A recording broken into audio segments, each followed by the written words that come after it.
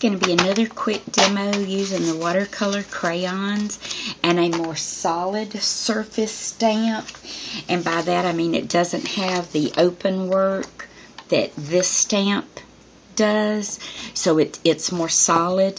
This is where I practiced stamping some with it just to see how the image was going to look.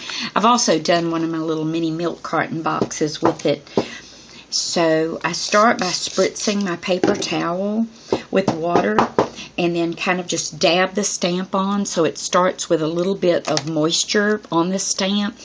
I've base coated this surface. It's just cardstock with wasabi color paint. I love that color green. And after I got through base coating it, I take brown paper bag and rub all over it. It just kind of smooths it out, and it's a wonderful, wonderful surface for painting on or doing, especially this kind of stamping over it. So this is just going to be kind of a hit and miss of colors, just putting some things on there that I like together, and we'll see how it looks. Got the watercolor crayon on the stamp, and then slide that out of the way a second. What I'm going to do is I'm going to mist it, and you can see the water droplets just kind of cover the surface. What I've done here with this row of Post-it notes is masked this area off because there's no reason to stamp that area since it's not going to be used. Oh, how pretty. I like the way that turned out. So now I can go back and I can add more color to any of the areas that need more color added. Sometimes you can get a multiple of stamps or of images by spritzing.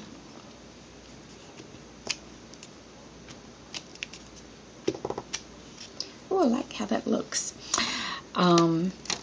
We'll add some more color now because just about all of our color is gone. And I just add the whatever colors that I want on there, the different greens. I like having that little bit of purple in there. Use a couple different greens on this one. Spritz again. Get this to where I can stamp it good. And then once I feel I've got enough stamped leaves, let's see if we can get a little bit more out of that to do one here. Need to add just a little more color. I love having that little bit of purple in there. It kind of makes it take on a fall look without having to do a whole lot of effort to it. Okay, looks pretty good. Now we will take the gold paint because I want to still accent with that crackledy effect look. Where did my stamp go? This was that block that I showed in the last video that had the paint all over it. It's all nice and clean. It's got the fresh sticky on there. So I'm going to stamp this background stamp that has the crackledy look to it. I put paint on the end of the makeup sponge, dab it to load up the stamp, and then I'm going to randomly stamp. I'm not going to worry about trying to do it in any particular even pattern. I want this to look, almost have like a broken effect to it. So once I get all of the gold where I want it to be,